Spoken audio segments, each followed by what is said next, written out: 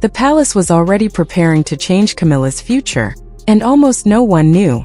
Behind closed doors, a royal council was reportedly considering a move that could strip Camilla of major influence and place key responsibilities in Catherine's hands. But then something even more shocking appeared on the document. Charles had not signed it. One empty space, one missing signature, and suddenly everything could still change. Because until the king put pen to paper, Camilla's position was not completely secure. But according to the story, the real crisis had started long before that meeting. For months, instructions linked to Charles were allegedly being changed, delayed, or redirected through Camilla's household. Now the palace faced a question it could no longer avoid: who was really controlling the king's decisions? Then the council read the names aloud. First Camilla, then Catherine, and the room went completely silent, because what came next could determine who would hold the real influence inside the monarchy. Camilla had spent years fighting for her place beside Charles. Her journey into the monarchy had never been simple. Every step had been watched, questioned, and judged. So hearing that Catherine would now receive powers connected to her role would have been more than a professional setback. It would have felt deeply personal. According to the story, Camilla reached for the back of a chair as the decision was read. Charles was nearby, but he did not immediately move toward her. William was also present, watching the situation unfold. Then Camilla reportedly collapsed. But the collapse was only the beginning. The bigger question was why the council had reached such a dramatic decision in the first place. The answer, according to the account, went back months. Inside the palace, several communication channels were allegedly being used to move instructions from Charles's office to staff. These channels controlled schedules, invitations, briefings, ceremonial arrangements, and other details that might look small to the public, but can carry enormous importance inside a royal household. Normally, the process was simple.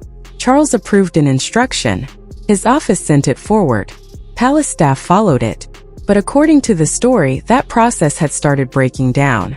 Some instructions reportedly left Charles's office saying one thing and reached staff with something different. That raised an uncomfortable question. Who was changing them? The answer repeatedly pointed toward Camilla's household. One of the incidents reportedly happened during preparations for a Windsor event.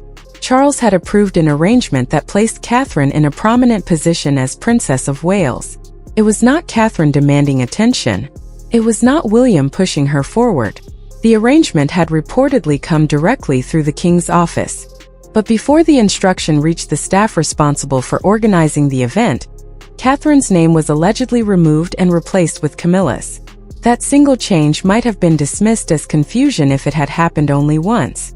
But according to the story, it had happened before. And that was what made palace officials nervous.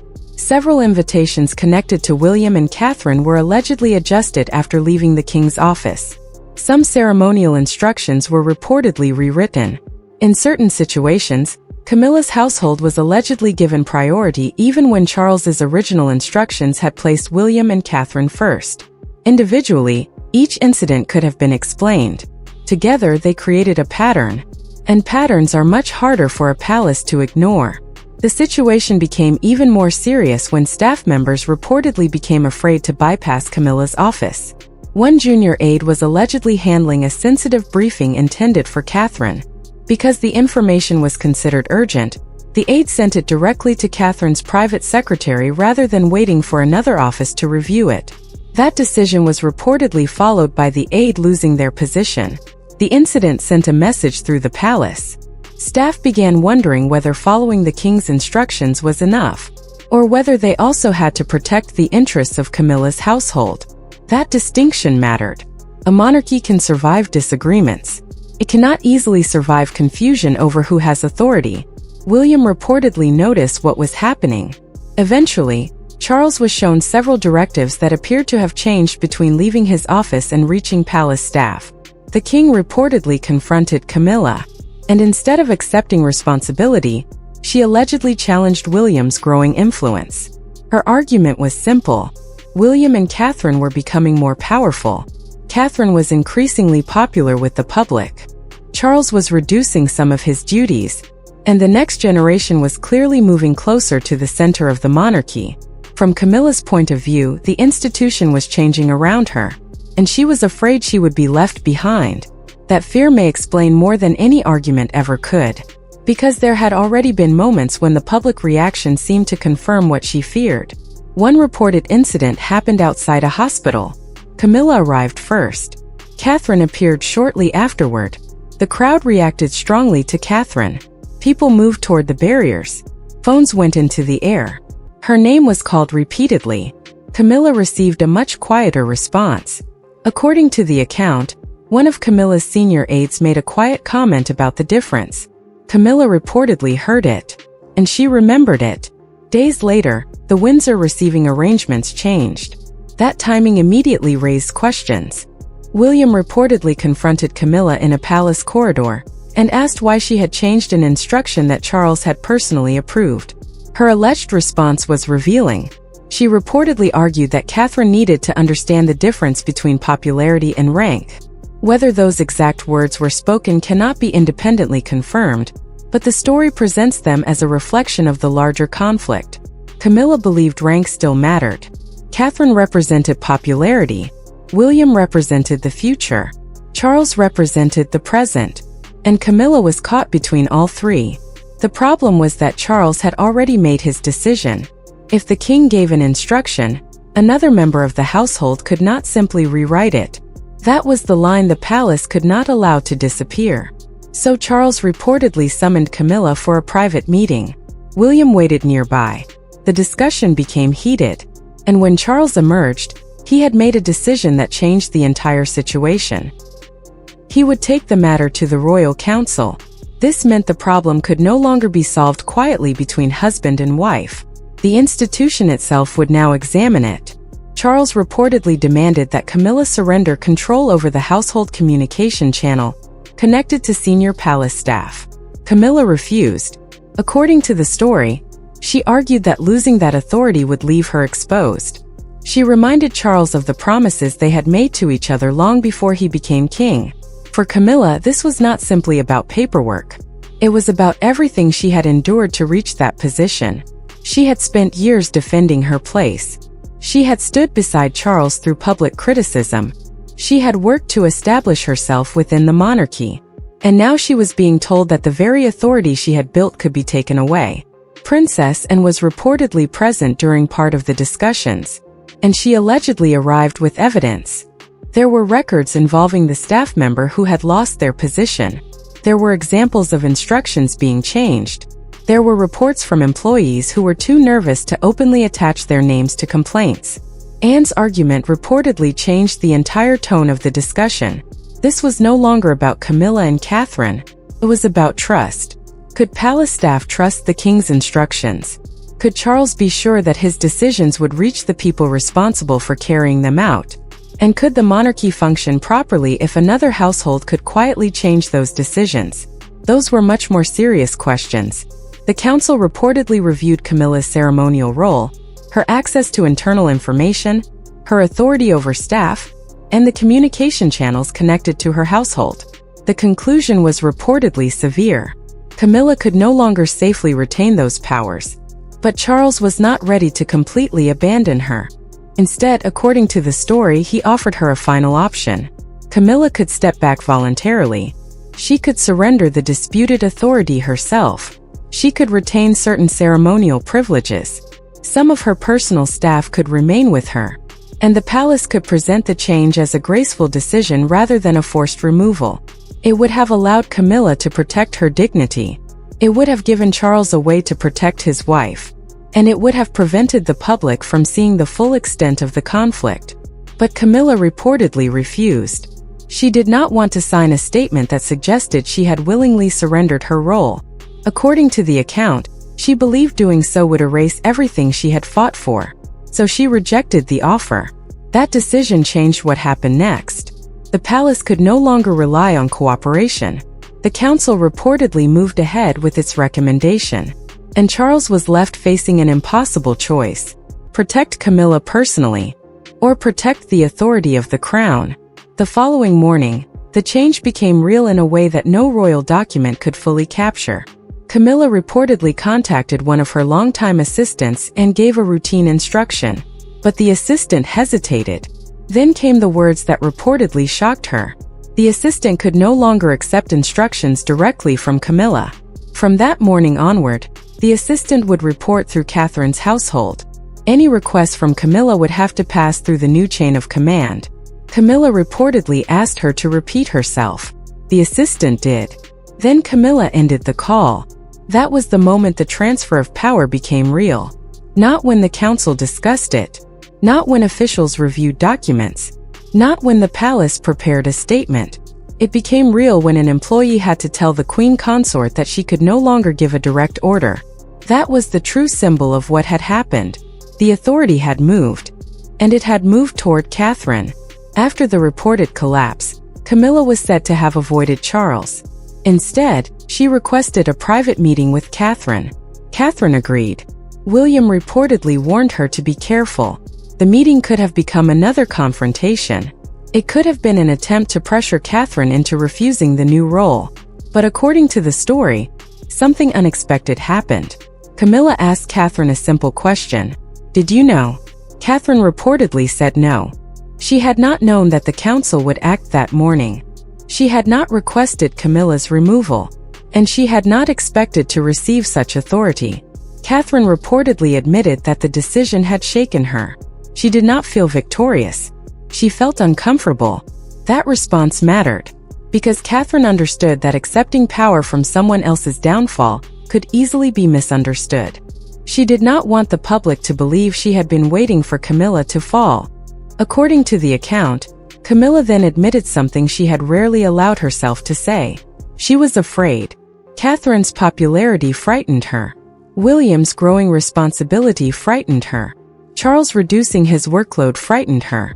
Every sign that the monarchy was moving toward the next generation made Camilla wonder whether there was still a place for her at the center. Instead of accepting that change, she had reportedly tried to hold on tighter. And that may have made the situation worse. Catherine reportedly understood that fear. But understanding it did not mean she could ignore what had happened.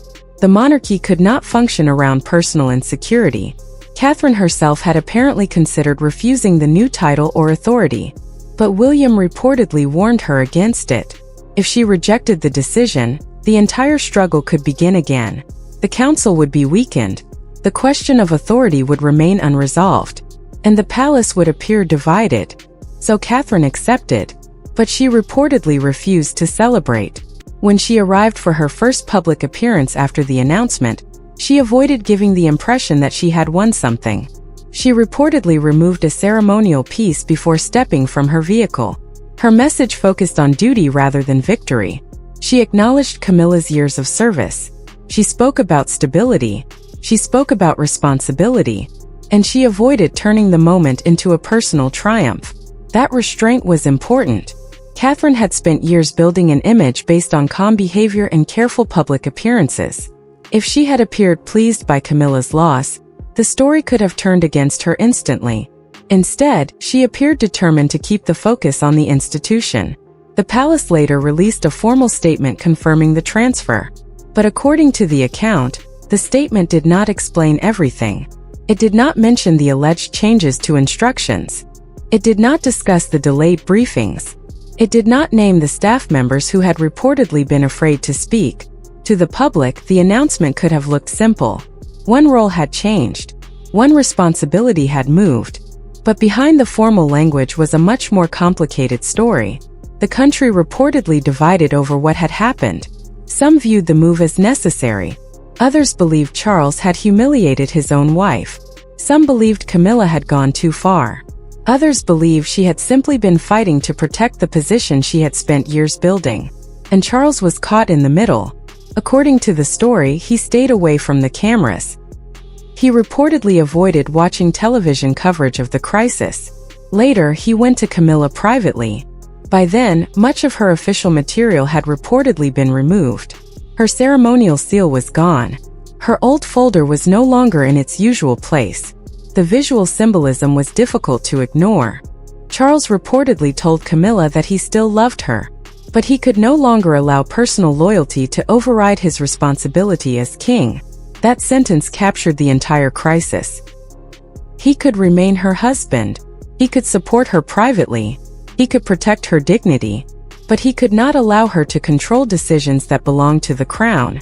Camilla reportedly accepted that reality slowly. She admitted that fear had influenced her. She feared Catherine's growing popularity. She feared William's growing authority. She feared Charles stepping back. Most of all, she feared becoming less important. And perhaps that fear explains why she fought so hard. The monarchy was changing. The next generation was becoming more visible. The public was increasingly looking toward William and Catherine. Charles was already facing the demands of a reign that required careful management. Camilla may have felt that the future was arriving too quickly.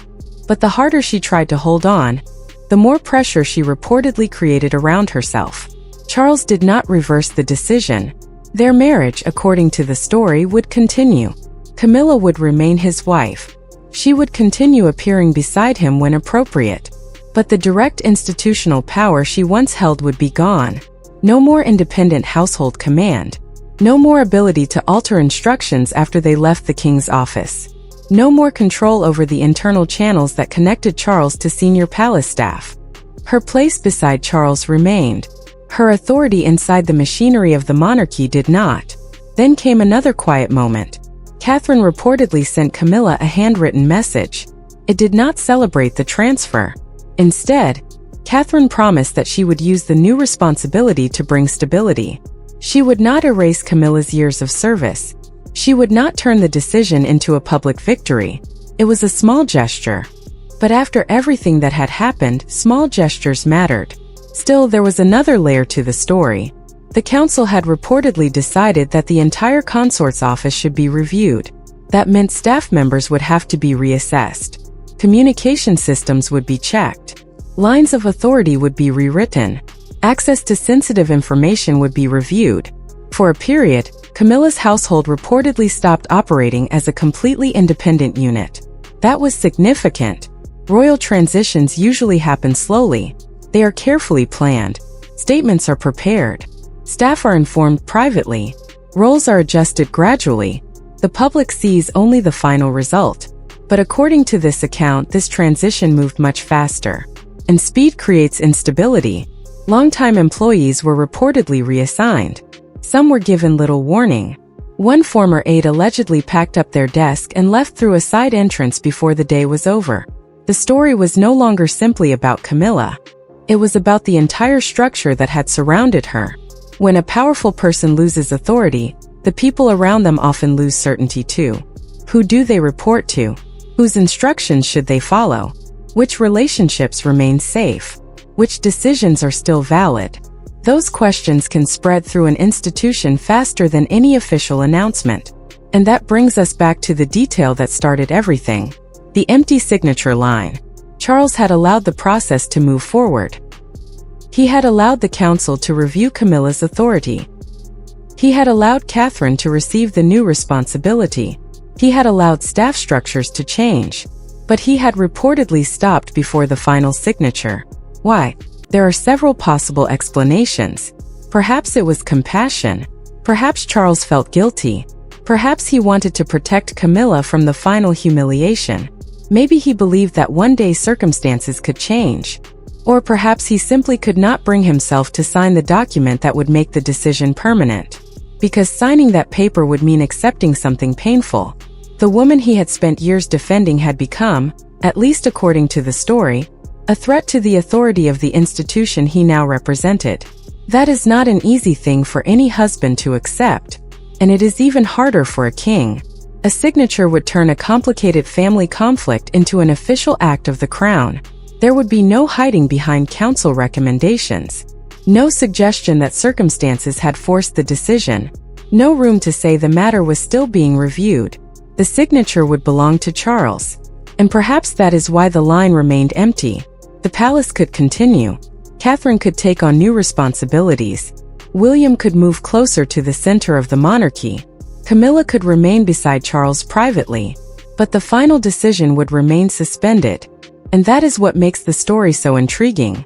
Because a royal crisis does not always end with a dramatic announcement. Sometimes it ends with silence. Sometimes it ends with a document sitting on a desk. Sometimes the most powerful thing in the room is not what someone says. It is what they refuse to sign. The reported transfer changed the balance inside the palace.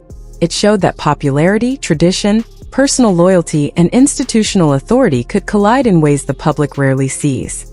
Catherine did not need to demand power. William did not need to remove Camilla personally. And Charles did not need to publicly condemn his wife. The system itself was enough to create the shift. But the question remains, was Camilla truly finished? Or was her position simply placed on hold? Because if Charles's signature was never added, then technically the final door may not have been completely closed. That empty line could represent hesitation, it could represent hope, it could represent guilt, or it could simply be the final reminder that Charles was still struggling to separate the king from the husband. For Camilla, the difference was everything. For Catherine, it was an unexpected responsibility. For William, it was another sign that the monarchy was moving toward his generation. And for Charles, it was perhaps the most painful decision of all. He had to choose between protecting the woman he loved and protecting the authority of the crown. According to the story, he chose the crown. But he could not bring himself to finish the final step. That is why the story does not really end with Camilla's reported collapse. It ends with a pin, a document, a waiting signature, and a king who, despite everything that had happened, still had not placed his name on the line. Until that happens, the story remains suspended. The palace can reorganize. The roles can change. The staff can be reassigned. Catherine can move forward. William can prepare for the future. But the unanswered question remains hanging over the entire situation. Was Camilla removed permanently? Or was Charles simply waiting for another moment? Because in the world of royalty, power can disappear quickly. But it can also return quietly. And sometimes the most important royal decision is the one that has not yet been signed.